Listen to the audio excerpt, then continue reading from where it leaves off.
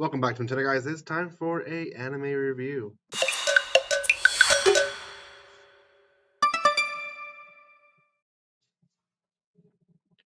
Welcome once again. This is going to be an anime review. I haven't done anime reviews in a while, at least recorded ones. It's the ones I recorded or haven't been posting are ones I recorded about a month ago. So this is one that I just finished called After the Rain. It is by Sentai Films, which is why is on hidive. Um, Aired not so long ago. It's actually only a few years old, 2018. So only 5 years old of a series.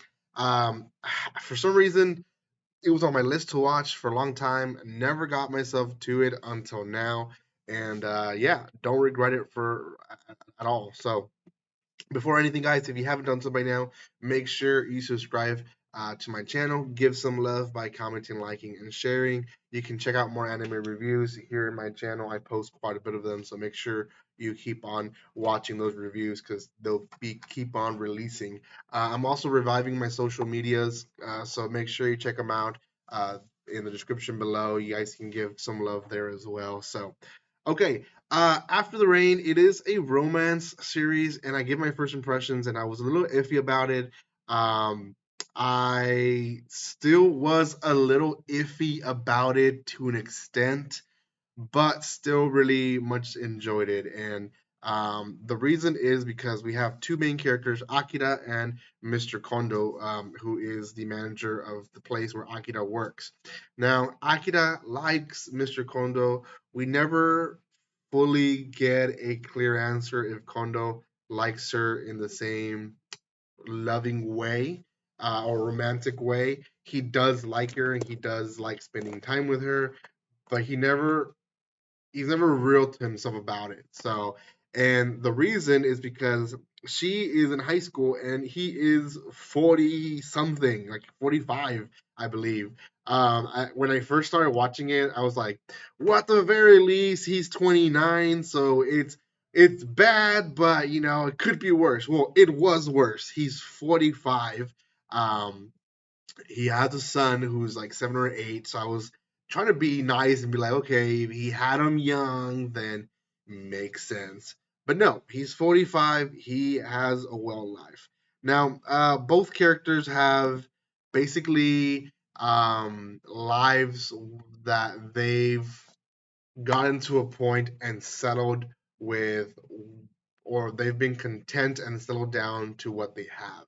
And they come together and they don't know this, but the reason they connect so well is because they're so alike in that manner.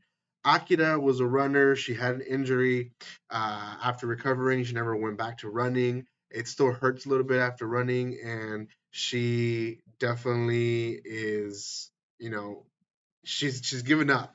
And she has a best friend who she had promised to be with her in this whole journey of being a track runner and all that. And Akira is not, she's not giving up just a high school dream. She wasn't like just a good runner. She was the good runner. She was breaking records. So she's definitely not living to her full potential and just decided to be in this job and basically, she's very much in love with Mr. Kondo, and yeah, Mr. Kondo on the other hand has given up on writing. He has a friend who he used to write with. His friend, well-known author now, him not so much. He never published anything. He never got himself to finish anything, and he kind of just gave up in that dream. So both kind of have similar, backgrounds. The anime series itself is not really focused too much on that. There is some focus on it, but a lot of it is just her trying to get his attention. They go on a date and they go on a friend date as well, and it's awkward because the entire time, it's nice because he's given up on love as well. She is very young, very lovey-dovey about it, and it's refreshing in the sense of, yeah, sometimes you're dealt horrible cards in your life, and he obviously deserves love. The only thing is the icky part, I guess, is that she still, even if she was 18, the fact that she's still in high school, it makes it wrong. Like I teach high school students. I have a lot of 18-year-old girls and guys in my class because I teach seniors. I still would not be okay if a fellow teacher told me that they're dating one of my students. I'd be like, dude, it's a student. Like, there's, I don't know, there's an innocence that obviously it doesn't go away the minute they graduate because it's still there, but they're definitely a whole different level of thinking spectrum wise when it comes to love and relationship wise and stuff like that. So one thing that I appreciate is that Mr. Kondo actually does a good job about keeping distance and not be like, oh yeah, I'm going to take advantage and start dating her, right? So that we don't get to that point, and it never does. So I appreciate that, but yeah, it's still there. This is inspired from a manga who had 10 volumes. I'm interested to see what the volumes, if the story continues past the volumes, or if it ends the way it ended. It kind of ended in a way where you can definitely have a second season if you wanted to. I don't see it becoming it, but we'll see. I know it also has a live action to it, which I don't know when it. I guess I think it was released the same year, 2018.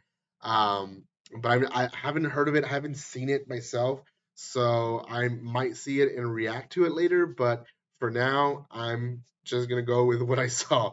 Out of 10, I'll give it a 6.5. Is it a good romance? Yes, I really much did enjoy it, but the whole thing behind my head being she's underage, kind of, you know, it wasn't good for that reason. So 6.5 out of 10.